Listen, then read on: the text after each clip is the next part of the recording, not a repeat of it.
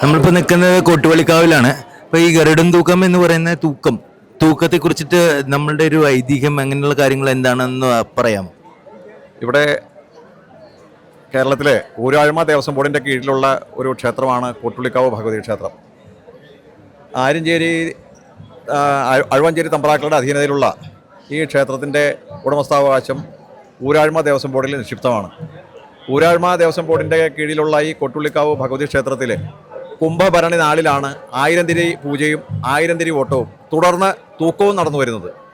1000 തിരി പൂജയും 1000 തിരി ഓട്ടവും കഴിഞ്ഞതിന് ശേഷം മാത്രം തൂക്കം നടക്കുന്നു എന്നുള്ളത് തന്നെ ഇതിൻ്റെ ഐതിഹ്യത്തെ സംബന്ധിച്ച് വളരെ പ്രാധാന്യമർഹിക്കുന്ന ഒരു സംഗതിയാണ്. അതായത് കോട്ടുവള്ളിക്കാവ് ഭഗവതി ക്ഷേത്രത്തിൽ കുടികൊള്ളുന്ന ഭദ്രകാളി, ആ ഭദ്രകാളി രൗദ്രഭാവത്തിലുള്ളതാണ് എന്നുള്ളതാണ് സങ്കല്പം. അതിൻ്റെ അടിസ്ഥാനത്തിലാണ് ഈ 1000 തിരി പൂജയും 1000 തിരി ഓട്ടവും ഇതോടൊപ്പം നടക്കുന്നത്. 1000 തിരി പൂജയ്ക്ക് നടയടച്ചതിന് ശേഷം ശ്രീഭദ്രകാളി പുറത്തേക്ക് ധാരികനെ അന്വേഷിച്ച് പുറപ്പെട്ട് നടക്കുന്ന ഒരു സംഗതിയാണ് ഈ 3 രീതിയിലുള്ള ഒരു പ്രദക്ഷിണം നടക്കുന്നത്. തുടർന്നാണ് തൂക്കം നടക്കുന്നത് ധാരിക വധ നിഗ്രഹത്തിന് ശേഷം ശ്രീഭദ്രകാളി അതിൻ്റെ സന്തോഷം പ്രകടിപ്പിച്ച് പോകുന്ന ആ ഒരു രീതിയാണ്, അല്ലെങ്കിൽ ആ ഒരു ആചാരമാണ്, അതിന് കീഴ്വഴക്കമാണ് ഇന്ന് ഗരുഡ തൂക്കം എന്നുള്ള പേരിലും ആൾത്തൂക്കം എന്നുള്ള പേരിലും അറിയപ്പെടുന്നത്. ഈ തൂക്കച്ചാടിലേറുന്ന ആളിൽ നിന്നും കുട്ടികളെ അവർക്ക് കൊടുക്കുന്ന പിള്ളത്തൂക്കം എന്ന് പറയുന്നത് വളരെയധികം പ്രാധാന്യമാണ്. കുട്ടികൾക്ക് ആയുരാരോഗ്യ സൗഖ്യവും ദീർഘായുസും ഉണ്ടാകാൻ വേണ്ടി പിള്ളത്തൂക്കം വളരെ സവിശേഷപ്പെട്ട ഒരു വഴിപാടായിട്ടാണ് കോട്ടുവള്ളിക്കാവ് ഭഗവതി ക്ഷേത്രത്തിൽ നടന്നു വരുന്നത്.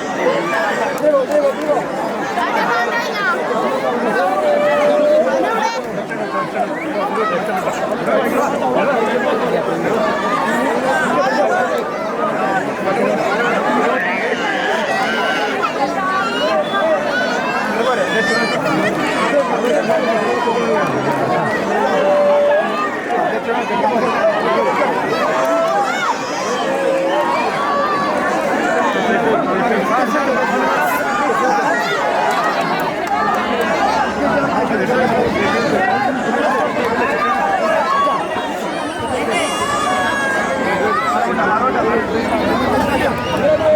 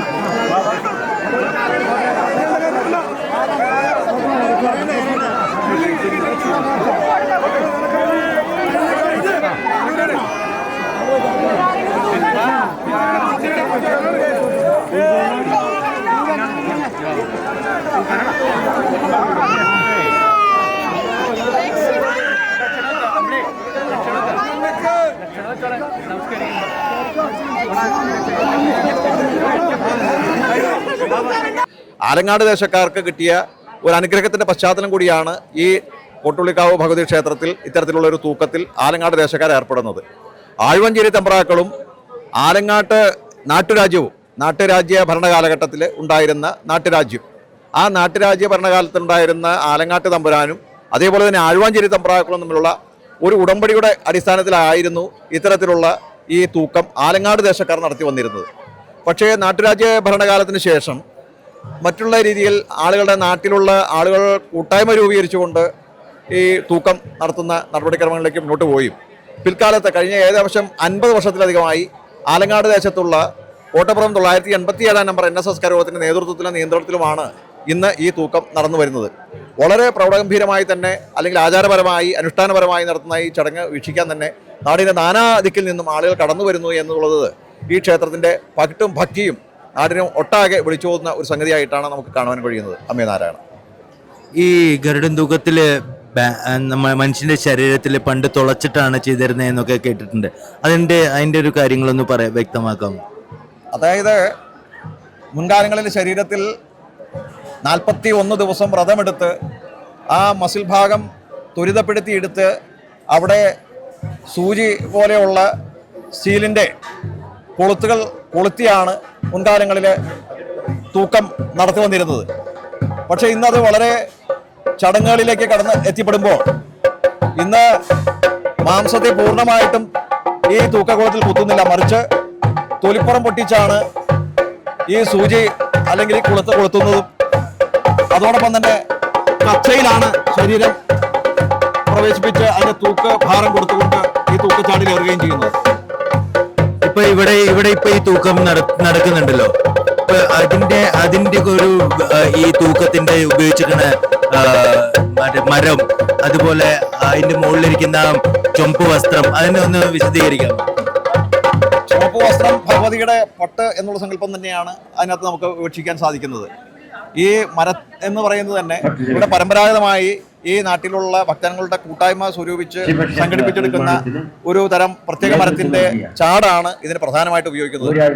ഇതിന്റെ കുടുംബി സേവാ സംഘമാണ് ഈ തൂക്കച്ചാട് ഏറ്റുന്നതിൽ അവർ മുഖ്യമായി പങ്കുവഹിക്കുന്നത്. അതോടൊപ്പം തന്നെ തൂക്കച്ചാട് നിർമ്മിക്കുന്നതിലും അതുപോലെ തൂക്കം കൊന്നതിലും ഈ തൂക്കം കുത്തുന്നതിലും ഈ ക്ഷേത്രത്തിലെ പല പല അവകാശികൾ ഉള്ളതായിട്ട് നമുക്ക് കാണാൻ കഴിയുന്നുണ്ട്. അത് തന്നെ ഈ ക്ഷേത്രത്തിന്റെ മറ്റൊരു സവിശേഷത കൂടിയായിട്ടാണ് നമുക്ക് കാണുവാൻ സാധിക്കുന്നത്. ഇത് വാളും പരിചയമാണോ? എന്താണ് സംഭവം?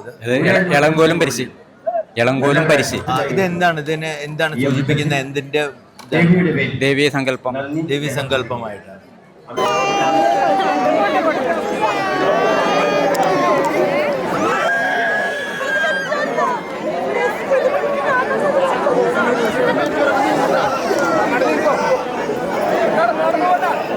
കൂടുതൽ വീഡിയോകൾക്കായി ചാനൽ സബ്സ്ക്രൈബ് ചെയ്യുക, ബെൽ ബട്ടണും അമർത്തുക.